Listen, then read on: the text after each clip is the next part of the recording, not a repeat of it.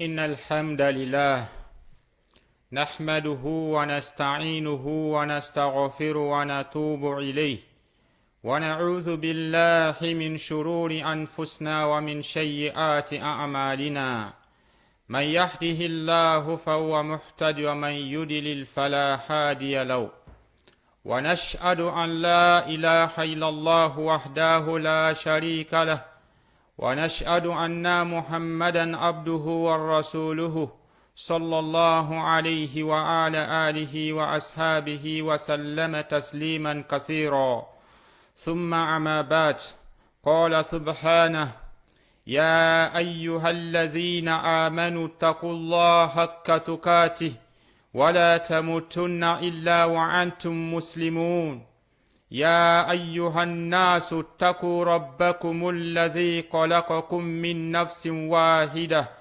وخلق منها زوجها وبث منهما رجالا كثيرا ونساء واتقوا الله الذي تساءلون به والأرحام إن الله كان عليكم رقيبا السلام عليكم ورحمة الله وبركاته.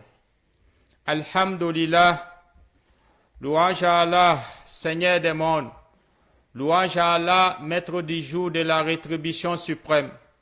Nous le louons pour ses multiples bienfaits dont il nous a accordés. Lesquels bienfaits nous dit-il dans le Coran?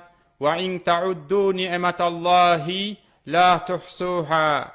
Si vous vouliez dénombrer les bienfaits d'Allah, vous n'y parviendrez jamais. Louange donc à Allah pour tous ses bienfaits. Nous nous réfugions auprès d'Allah subhanahu wa ta'ala contre le mal de nos âmes et contre celui du diable. Contre celui du diable et de son incitation à attribuer quelque chose à Allah subhanahu wa ta'ala. Et nous nous réfugions auprès d'Allah contre tous méfaits que nous pourrions perpétrer envers nous-mêmes ou envers autrui. Serviteurs d'Allah, attestons ensemble qu'il n'y a de divinité qui mérite d'être adorée sauf Allah, l'unique et sans associé. Et attestons que Muhammad sallallahu alayhi wa sallam est certes le messager d'Allah. Allah subhanahu wa ta'ala nous a envoyé la meilleure de ses créatures, rahmatan lil alamin, comme une miséricorde pour tout l'univers, afin de nous tirer des ténèbres de l'ignorance vers la félicité éternelle, afin de nous enseigner le bon vivre ensemble et les règles de la tolérance religieuse.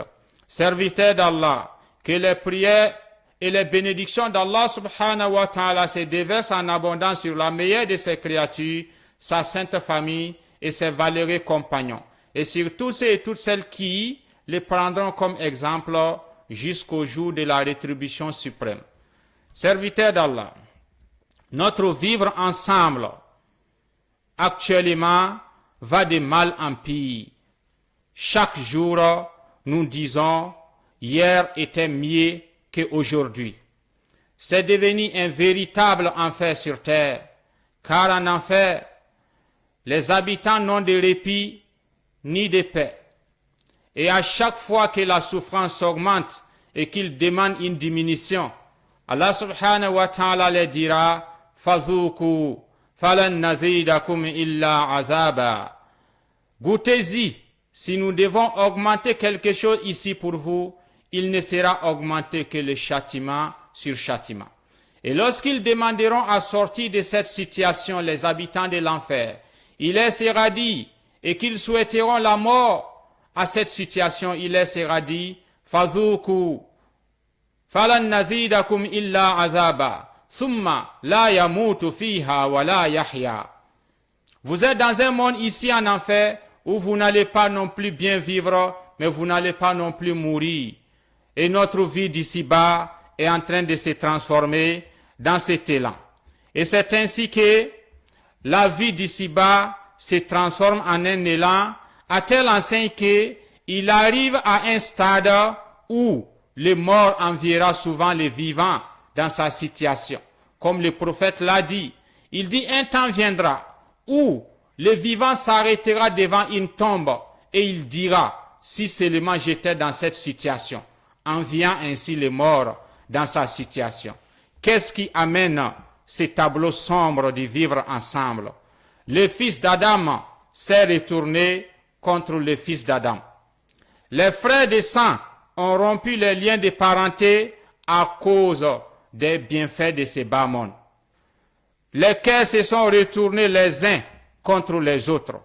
Le souhait du voisin est que l'autre voisin soit chassé de chez lui parce qu'il n'a pas pu payer les frais de location. Tandis que l'autre voisin également de son côté, lui souhaite que l'autre meure de faim parce qu'il n'a pas eu à manger. Ainsi, nous sommes tombés si bas. Les rues actuellement sont bondées de monde, des déplacés internes, errant sur la terre, dans leur propre pays, ne cherchant pas où aller. Et face à cette situation, la majorité des gens sont restés sourds et muets. Serviteurs d'Allah, le musulman dans ce contexte devait prendre conscience. Prendre conscience qu'un jour viendra où Allah subhanahu wa ta'ala l'interrogera. Allah subhanahu wa ta'ala lui reprochera sa passivité et sa manque de compassion et de tolérance vis-à-vis des situations auxquelles il était confronté. Lorsqu'Allah subhanahu wa ta'ala lui dira, ô fils d'Adam, lorsque j'étais malade, tu ne m'as pas rendu visite. Lorsque j'avais faim, tu ne m'as pas donné à manger. Lorsque j'avais besoin d'être habillé, tu ne m'as pas habillé. Le fils d'Adam répondra, ô Seigneur, comment puis-je te donner à manger? Comment puis-je te rendre visite? Et comment puis-je t'habiller? Allah subhanahu wa ta'ala lui dira, un tel était malade. Si tu l'avais rendu visite, tu m'aurais trouvé chez lui. Un tel avait faim. Si tu l'avais donné à manger, tu m'aurais trouvé chez lui. Ainsi, Allah subhanahu wa ta'ala nous reprochera notre comportement vis-à-vis de nos semblables. Le fils d'Adam alors est tenu à ce qu'ils soient tolérants et compatissants les uns envers les autres. Et il faut savoir que l'islam nous recommande l'entraide mutuelle, la tolérance et le pardon pour un bon vivre ensemble. Ainsi, l'amour du prochain est une condition sine qua non de l'acquisition de la foi en islam. Parce que lorsque le prophète paix et salut de Dieu sur lui a dit à ses compagnons, il dit, vous n'entrerez pas au paradis tant que vous n'aurez pas la foi. Et vous n'aurez pas la foi tant que vous n'allez pas vous aimer les uns les autres. Voudriez-vous donc que je vous montre un moyen qui vous permettra de vous aimer? Le prophète leur dit, répandez le salam autour de vous. Répandez la paix autour de vous. Soyez des porteurs de la paix et de la tolérance autour de vous. Annonciateurs de bonnes nouvelles lorsque les autres vous voient arriver. Ainsi, serviteurs d'Allah, mais lorsque nous regardons le contexte actuel, subhanallah, à peine si les uns et les autres ne se fuient pas mutuellement. Parce que le prophète paix et salut de Dieu sur lui a dit, par rapport au droit du voisin, il dit par Allah n'est pas musulman. Par Allah n'est pas musulman. Par Allah n'est pas musulman. On lui demanda, Ya Rasulullah, qui? Il dit, celui dont le voisin n'est pas à l'abri du mal de ses membres et de sa langue. Celui dont le voisin n'est pas à l'abri du mal de ses membres et de sa langue, cette personne n'est pas croyante. C'est pour nous dire que actuellement les uns et les autres se méfient mutuellement de leurs voisins, à peine si on ne se fuit pas les uns les autres, à cause du manque de tolérance et de vivre ensemble qui a détérioré. Ainsi, serviteurs d'Allah, il est urgent pour nous de répartir à la source, pour nous musulmans, de répartir à la source, puiser dans les comportements du prophète paix et salut de Dieu sur lui, afin d'avoir l'exemple palpable du bon vivre ensemble, de la tolérance mutuelle et du pardon mutuel. Lorsque vous prenez le comportement du prophète, paix et salut de Dieu sur lui, Allah subhanahu wa ta'ala a dit à son égard, wa innaka la'ala khulqin azim. Certes, tu es sur une moralité imminente. Mais quelle était la moralité du prophète?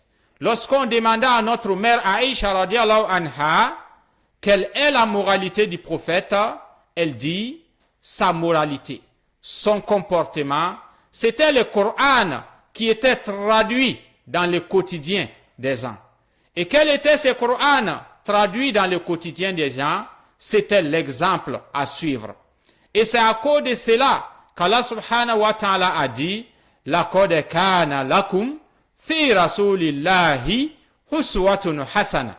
Vous avez certes dans les messagers d'Allah un excellent modèle à suivre.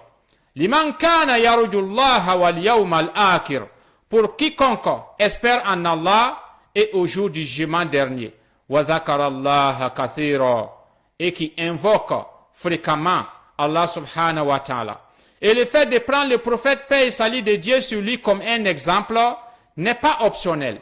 Bimana, c'est pas si je veux, je le suis, si je ne veux pas, je ne le suis pas. Non, c'est une obligation de prendre la tolérance du prophète comme exemple, de prendre le sens du pardon du prophète paix et salut de Dieu comme obligation, afin de passer un bon vivre ensemble dans la société.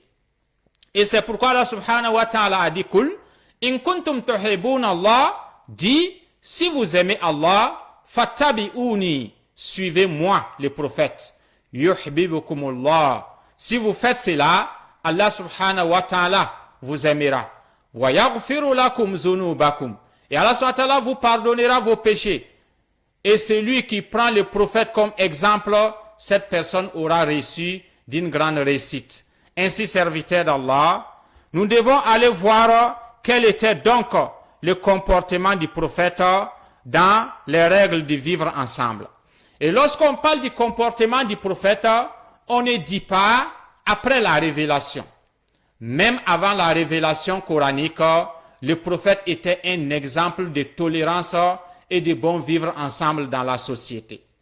Et c'est ainsi que 20 ans avant la révélation, il y eut un pacte qui a été signé à la Mecque que les historiens ont appelé le pacte d'Al-Qudus, le pacte des vertus. Et lorsqu'on était en train de signer ce pacte, le prophète paix et salut de Dieu sur lui a assisté à la signature de ce pacte. Ce pacte stipule quoi? Ce pacte stipule que de rendre à l'opprimé son droit, d'aider l'opprimé sur l'oppresseur jusqu'à ce qu'il retrouve son droit. Et lorsqu'on était en train de statuer sur cette règle, le prophète était présent. Comme pour dire, il était soucié du bon vivre ensemble et du droit d'autrui, de la tolérance et du pardon mutuel. Ainsi, le prophète paix et salut de Dieu sur lui, lorsque vous prenez, il était appelé dans sa société avant même la révélation, Muhammadul Amin. Bimana, celui qui est le digne de confiance. Il était digne de confiance et les gens l'appelaient ainsi avant même qu'il ne reçoive la révélation. Et c'est en raison de cette honnêteté qu'une riche femme marchande, Qurayshite, du nom de Khadija bint Khuwaylid, l'engagea à faire fructifier son commerce.